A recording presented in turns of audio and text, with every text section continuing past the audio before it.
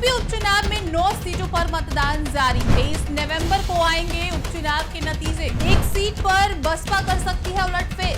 खराब दौर से गुजर रही बसपा कमाल दिखा पाएगी। यूपी में 9 सीटों के लिए आज मतदान शुरू हो चुका है। उपचुनाव के लिए सभी दलों की प्रतिष्ठा का सवाल है। खासकर सत्ताधारी बीजेपी के लिए ये चुनाव करो या मरो से कम नहीं है।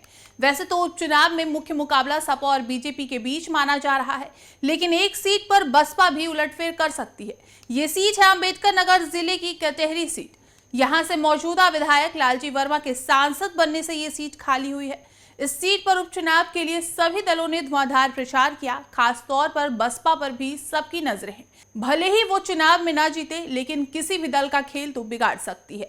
बहुजन समाज पार्टी का गढ़ रहे अंबेडकर नगर के 5 विधानसभा क्षेत्रों में भले ही इसके मजबूत पिलर उखड़ चुके हैं, लेकिन इसका जनाधार आज भी चुनावी परिणाम को बदलने की ताकत रखता है। ऐसे में भाजपा और सपा की नजर बसपाई जनाधार पर लगी है। बसपा अपने जनाधार को समेटने की जुगत में जुटी है। यहाँ अनुसूचित जाति के यहाँ लगभग 95,000 मतदाता हार और जीत में अहम भूमिका अदा करेंगे। उपचुनाव में पहली बार उतरी बहुजन समाज पार्टी के अपने कोर वोटरों के जनाधार को सहेजने में तीसरे मोर्चे पर डटी है। बसपा प्रदेश अध्यक्ष ने गांव-गांव डेरा डालकर लोगों से समर्थन मांगा। सपा और भाजपा की सेंधमारी से अपना वोट बैंक बचाने में सफलता बसपा को विजय के लक्ष्य तक पहुंचा सकती है। बसपा के मजबूती से लड़ने और जनाधार को समेटने से चुनावी परिणाम और भी रोमांचक होगा। बसपा की पकड़ धीमी पड़ने से मतदाताओं का रुख ही भाजपा और सपा की जीत तय करने वाला होगा। जातीय समीकरण साधने में एक मुश्त अनुसूचित जाति के वोटों पर सबकी नजर टिकी है। अंबेडकर नगर जिले की कटेहरी विधानसभा सीट पर बीजेपी ने इस बार मजबूत दांव चला है।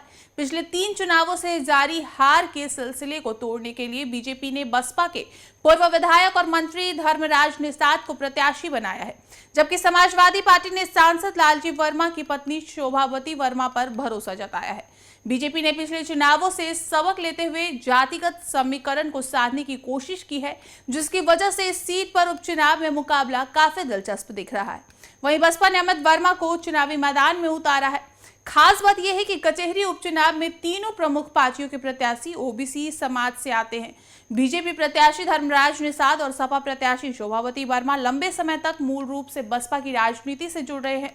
वहीं बसपा प्रत्याशी अमित वर्मा का राजनीतिक करियर तब चर्चा में आया था जब 2012 में विधानसभा चुनाव के दौरान कांग्रेस ने उन्हें कचहरी से प्रत्याशी घोषित किया था।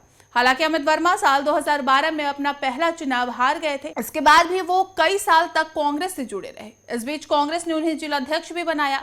लगभग 2 साल तक कांग्रेस जिलाध्यक्ष रहने के बाद उन्होंने अचानक इस पद से इस्तीफा दिया और बसपा में शामिल हो गए। साथ ही टिकट की दावेदारी करने लगे। हालांकि बसपा ने अमित वर्मा को ही अपना प्रत्याशी घोषित कर दिया। अब देखना है कि कचहरी के चुनावी रण में जीत का सेहरा किसके सिर सजता है। हम हैं देश के दिल, उत्तर प्रदेश की धड़कन, उत्तर प्रदेश टाइम्स।